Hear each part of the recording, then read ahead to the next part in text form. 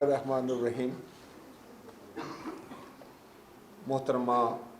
آسیہ عظیم صاحبہ، محترمہ شاہدہ رحمانی صاحبہ،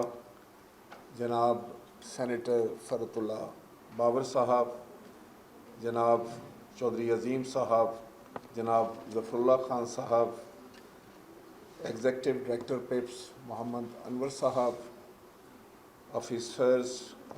جتنے بھی قومی اسمبلی کا سٹاف اور عملہ یہاں پر ہے پپس کا، اور آج کی اس تقریب میں شامل نہایت ہی قابل احترام خواتین و حضرات،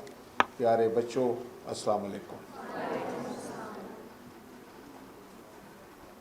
میں جب اپنے بچوں کی تقاریر سن رہا تھا،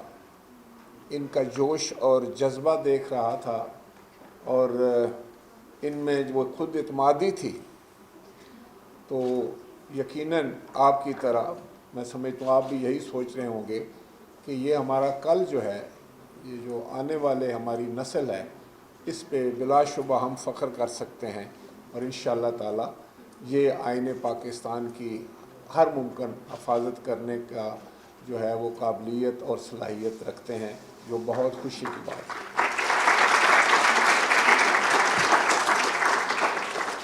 1947 میں پاکستان آزاد ہوا، بڑی قربانیوں کے بعد، بڑی جد و جہد کے بعد، اور 1947 سے لے کے پھر 1973 تک ہم آئین کو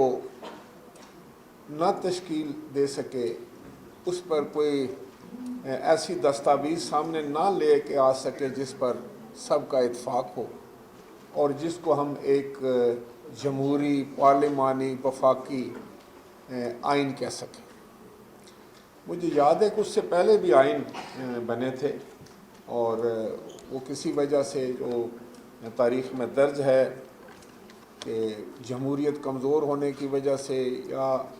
اور معاملات جو ہمیں درپیش تھے، اس کی وجہ سے وہ کامیاب نہ ہو سکے. تو میں جب اسٹوڈنٹ تھا تو اس وقت ایک دستور بن رہا تھا، تو اس وقت کے ایک رسالے میں مزاحیہ نظم جو تھی وہ چھپی تھی، اور آئین بنانے کے حوالے سے بڑی طنزیہ باتیں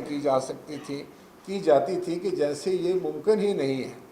مجھے ایک بند اس کا یاد ہے کہ وہ تھا کہ دستور بن رہا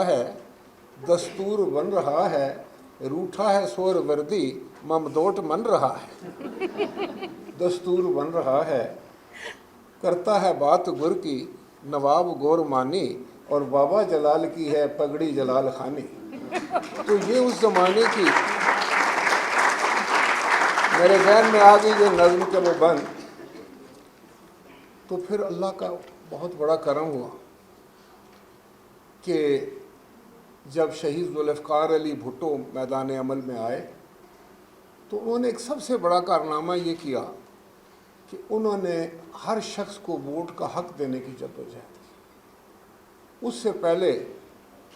کچھ یہاں ہمارے دوست موجود ہیں، ان کو یاد ہوگا کہ پاکستان کی آبادی تھی 10 کروڑ.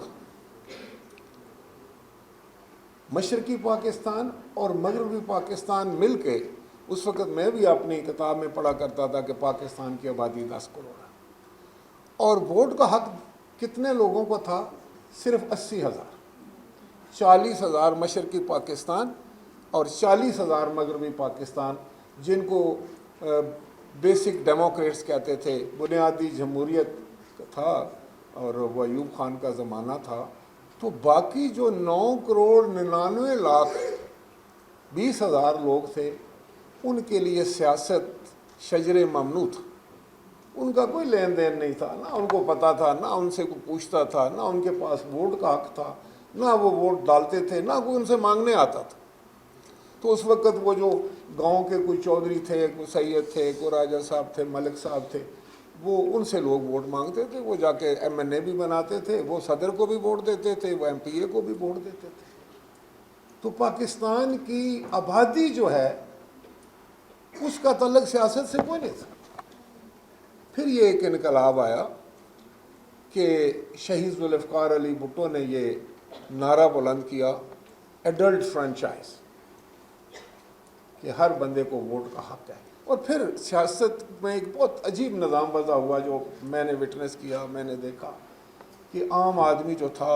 उसके चेहरे पर भी रौनक आ गई, उसके घर में भी जाके लोग वोट मांगने लगे, उसकी मिन्नत मथाजत करने की चले, वो बड़ा आम हो गया। उसको अपने ड्राइंग रूमों में बिठाने लग गए, उठ उठ के उनको, जब वो कोई वोटर आता तो कैंडिडेट खड़े हो जाते, उसकी बड़ी इज्जत और तकरीम होगी। इस तरह माशरे में एक इज्जत और वक़ार का एक दौर शुरू हुआ, और वो हुआ शहीद जुल्फ़िकार अली भुट्टो की उस वक्त।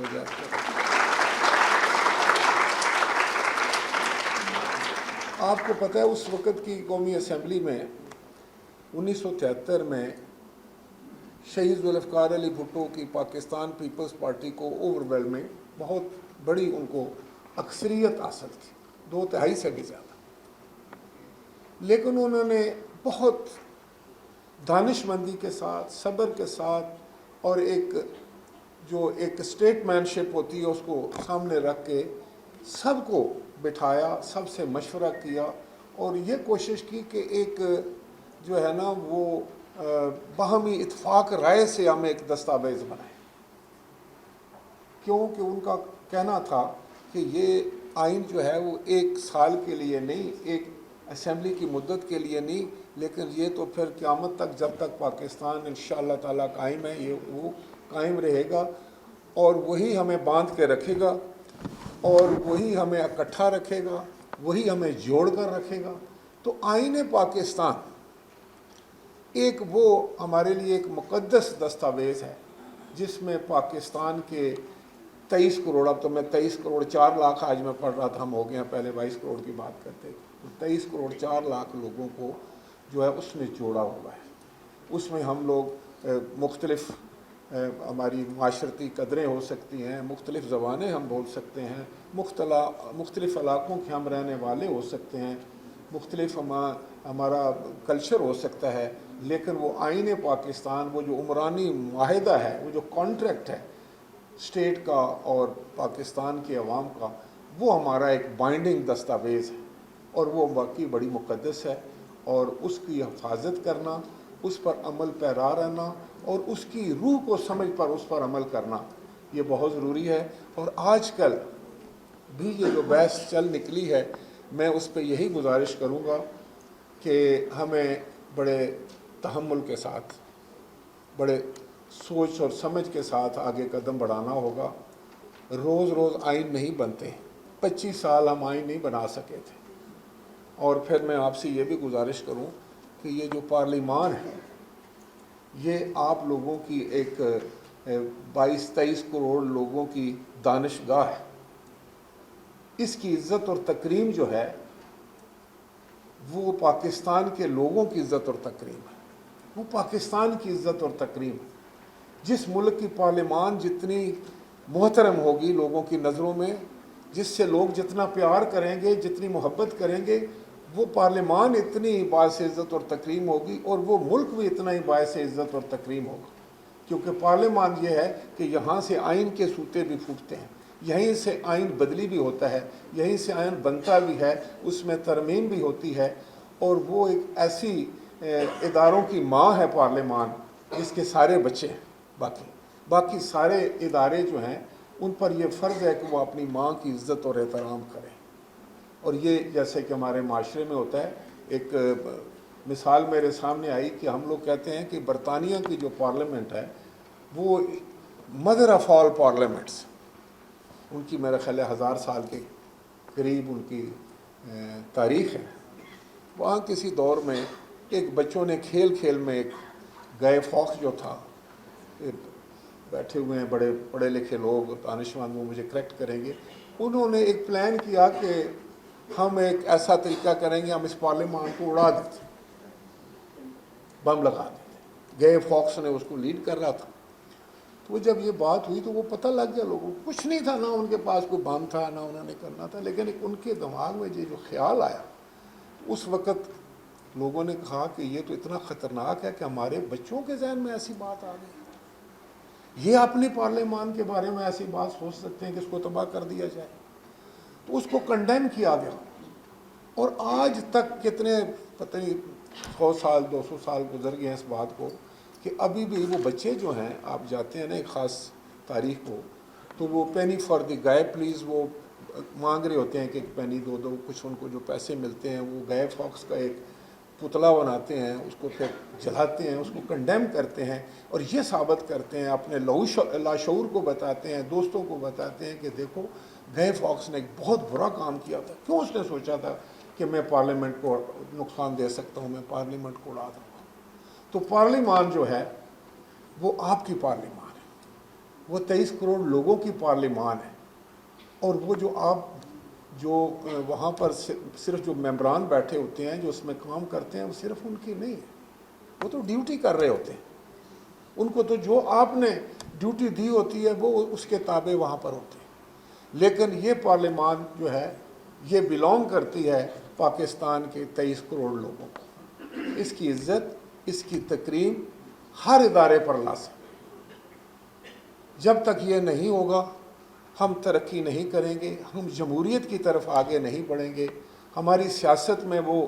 جو ہے وہ کھرا پن، سچا پن، وہ محبت کا عنصر شامل نہیں ہوگا جس کی ضرورت ہے ہمیں۔ اور آج میں دیکھ رہا ہوں کہ ہمارے جو بچے ہیں، ہماری بیٹیاں اور بیٹے جو اچھے طریقے سے انہوں نے تیاری کر کے آئے، اپنے آئین کے بارے میں انہوں نے بات کی، تو یہ بہت خوش آئند بات ہے۔ میں اپنی اس کمیٹی کو جو 18 رکنی کمیٹی جس نے یہ سارے پروگرام ترتیب دیے ہیں، میں ان کا بھی خراج تحسین ان کو پیش کروں گا۔ محترمہ آسیہ عظیم صاحبہ کو میں خراج تحسین پیش کرتا ہوں، جن کی محنت سے جتنے سٹاف ممبرز ہیں جنہوں نے بھی اس میں محنت کی، اس میں کام کیا، وہ سب قابل تحسین ہیں۔ تو آپ ہمارے بچے ہیں، آپ ہمارے بیٹے اور بیٹیاں ہیں، آپ اس ملک کے بیٹے اور بیٹیاں ہیں، آپ ہمارا کل ہیں انشاءاللہ تعالی۔ اور آپ کو ملنے کے بعد یہ بڑی تسلی ہوئی کہ ہمارا کل جو ہے وہ تابناک ہے انشاءاللہ تعالی۔ میں آپ کے اساتذہ کرام کو خراج تحسین پیش کرتا ہوں جنہوں نے اتنی محبت سے آپ کی تیاری کرائی۔ میں آپ کے والدین کو بھی مبارکباد پیش کرتا ہوں کہ انہوں نے آپ کی بہت اچھی تربیت کی۔ تو اللہ تعالیٰ کرے کہ یہ سلسلہ اسی طرح چلتا رہے۔ اور پھر میرا ایک دفعہ گزارش ہوگی کہ یہ جو پارلیمان ہے یہ آپ کی پارلیمان ہے۔ ہم کوشش کر رہے ہیں کہ آپ کے جو کریکلم ہے اس میں بھی یہ بات ڈالی جائے کہ آپ پڑھیں، چھوٹی کلاسز میں سے بھی آپ کو بتایا جائے کہ آئین کیا چیز ہوتی ہے، پارلیمان کیا چیز ہوتی ہے، جمہوریت کیا چیز ہوتی ہے، ووٹ کیسے دی جا سکتی ہے۔ اس دن وہ چیف صاحب جو آئے تھے تو وہ جسٹس صاحب، تو وہ کہہ رہے تھے کہ ان کی بیگم صاحبہ جو ہیں وہ کسی امریکن اسکول میں پڑھاتی ہیں، تو وہاں ٹاڈلرز چھوٹے بچے جو ہیں ان کو وہ کسی کو ڈیموکریٹ بنا دیتے ہیں اور کسی کو ریپبلکن، اور ایک کا نشان گدھا ہوتا ہے وہاں پہ، ایک جو الیکشن سمبل ہے، اور دوسرے کا ہاتھی ہے، تو وہ پھر باقاعدہ وہ کنورسنگ کرتے ہیں اور پھر ان کو ووٹ ڈالنا سکھایا جاتا ہے چھوٹے چھوٹے بچوں کو۔ ان کے ذہن میں ان کے جو ہے وہ سب کانشیس میں یہ بات بٹھائی جاتی ہے کہ یہ ایک عمل ہے جو ہمیں ایک سسٹم دیتا ہے، جو ہمیں جمہوریت دیتا ہے، جس سے حکومت بنتی ہے۔ تو یہ اب میں سمجھتا ہوں کہ اب وقت ہے، اور آپ لوگوں کو اور ہم سب کو اپنے تئیں ایک جو ہے وہ بردباری کے ساتھ، صبر کے ساتھ ایک دوسرے کی عزت کرتے ہوئے، اور سب سے ضروری بات یہ ہے کہ اخلاقیات ہیں، وہ دنیا کے کسی فیلڈ میں ہوں آپ، خواہ آپ تاجر ہیں، خواہ آپ بزنس مین ہیں، یا کوئی آپ کسی بیوروکریٹ ہیں، آپ سیاستدان ہیں، ڈاکٹر ہیں، انجینئر ہیں، لیکن اخلاقی قدریں جو ہیں وہ جتنی مضبوطی کے ساتھ ہم اس سے جڑے رہیں گے، جتنا با اخلاق ہم ہوں گے اتنے ہم آگے ترقی کریں گے۔ خاص طور پر سوشل میڈیا جو بچے آج چلاتے ہیں، نوجوان چلاتے ہیں، اس میں ضرور خیال رکھیں کہ آپ کے کسی میسیج سے، آپ کے کسی لفظ سے کسی کی دل آزاری نہ ہو، کسی کی تضحیک نہ ہو، کیونکہ جو عزت والے ہیں وہ سب کی عزت کرتے ہیں، وہ سب کو عزت کرنا سکھاتے ہیں۔ پیار کریں گے پیار ملے گا، عزت کریں گے عزت ملے گا۔ اگر خدا نہ خواستہ کسی کو گالی دیں گے تو جواب گالی آئے گا۔ تو ہم ایسا معاشرہ تو نہیں تشکیل کرنا چاہتے جس میں گالی ہو، جس میں افراتفری ہو، جہاں کسی کی عزت نہ ہو۔ اور جو کسی کو کسی کے لیے آسانیاں پیدا کرنے کے لیے بجائے ہم ایک دوسرے کے لیے دشواریاں پیدا کریں، مشکلات پیدا کریں، تو مجھے یقین ہے کہ آپ کو دیکھتے ہوئے آپ کے اساتذہ کی تربیت اور آپ کے والدین کی تربیت کہ انشاءاللہ تعالی آپ دنیا کی دوڑ میں آگے بڑھیں گے، پاکستان کا نام روشن کریں گے، پارلیمان کو مضبوط کریں گے اور آئین کا تحفظ کریں گے۔ پاکستان زندہ باد۔